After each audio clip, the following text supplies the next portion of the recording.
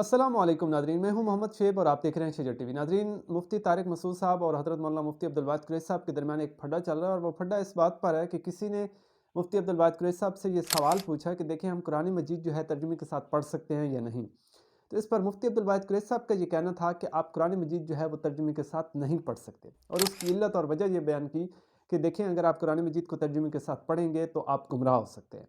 देखें, कुरान तो इंसान की हिदायत के लिए आया, इंसान की रहनुमाई के लिए आया, तो फिर इंसान कुरान को तर्जुमे के साथ पढ़ने से गुमराह कैसे हो सकता है? इस सवाल का जवाब मैं आपको आगे चलकर देता हूँ। तो इसी नौइयत का एक सवाल जो है मुफ्ती तारिक मसूद साहब से भी पूछा गया और उनसे कहा गया कि देखें हम कुरान मजीद को तर्जुमे के साथ पढ़ सकते हैं या नहीं। तो इस पर मुफ्ती तारिक मसूद साहब का कहना यह था कि देखें कुरान मजीद जो है वो अरबी ज़बान में है, और उलमाए किराम जो हैं वो अरबी ज़बान जानते हैं, तो वो कुरान मजीद को बग़ैर तर्जुमे के भी समझ सकते हैं और पढ़ सकते हैं। लेकिन जो आम आवाम है वो तो चूँकि अरबी नहीं जानती, तो वो कुरान मजीद को कैसे समझेगी, कैसे पढ़ेगी? तो उलमाए किराम ने आम आवाम के लिए तर्जुमे लिखे हैं।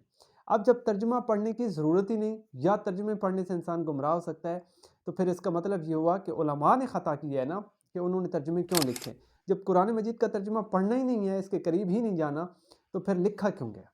ठीक है, अगर कोई ये कहे कि भाई ये इसलिए लिखा गया कि उलमाए किराम के लिए आसानी हो, तो फिर उलमाए किराम के लिए तो ऑलरेडी आसानी थी, वो तो अरबी समझते हैं और उन्हें तो तर्जुमे की ज़रूरत ही नहीं थी।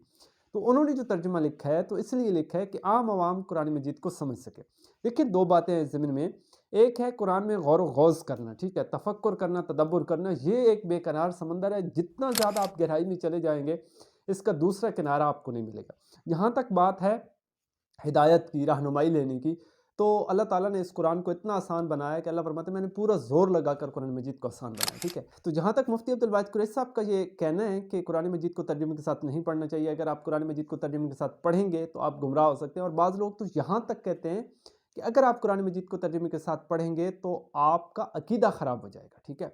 तो दरअसल ये लोग कहना ये चाहते हैं कि अगर इन्होंने कुरान मजीद को तर्जुमे के साथ पढ़ा तो इनकी इस्लाह हो जाएगी, इनके अकायद और नज़रियात दुरुस्त हो जाएंगे और ये राह रास्त पर आ जाएंगे, और हमारी जो दुकानदारी है वो कहीं बंद ना हो जाए, ठीक है। हालांकि ये मौलवी लोग तो जानते हैं कि रिज़्क देने वाला कौन है, अल्लाह, लेकिन इसके बावजूद ये क्या करते हैं, इस तरह की बातें करते हैं ताकि लोगों को इस बात से रोका जा सके। फिर एक और बात भी है कि देखिए, उनका कहना ये था मुफ्ती अब्दुल वाहिद कुरैशी साहब का कि अगर आप कुरान मजीद को तर्जुमे के साथ पढ़ेंगे तो बाज़ जगह पे ऐसे मसाइल आएंगे कि आप जो है ना, आपको समझ नहीं आएगी, तो फिर आप गुमराह हो जाएंगे। तो देखें, फिर आपने अगर पढ़ना भी है तो उलमाए किराम की कस्टडी में पढ़ें, जहाँ से कोई मसला पेश होगा, दरपेश आएगा, तो वहाँ वो उलमाए किराम आपकी रहनुमाई कर देंगे। तो भाई आजकल तो नेट की दुनिया है, और फिर आप जो है ना उलमाए किराम हर जगह पे अवेलेबल हैं, और आप जो है जहाँ भी आपको जिस जगह से भी मसला आएगा तो आप उलमाए किराम को कॉल करके उनसे रब्ता करके रहनुमाई ले सकते हैं। किसने मना किया है आपको कि आप रहनुमाई ना लें? लेकिन जब आप पढ़ेंगे ही नहीं तो फिर आपको मसला ही नहीं दरपेश होगा, और जब मसला ही दरपेश नहीं होगा तो फिर बात ही ख़त्म हो जाएगी, ठीक है।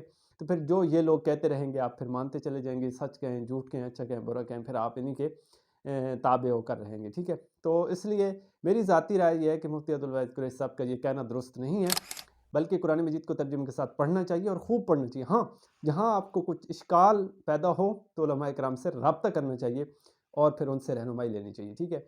और यही कहना था मुफ्ती तारिक मसूद साहब का। आपकी क्या राय है इस हवाले से? अपनी राय का इज़हार कमेंट बॉक्स में ज़रूर कर दीजिएगा।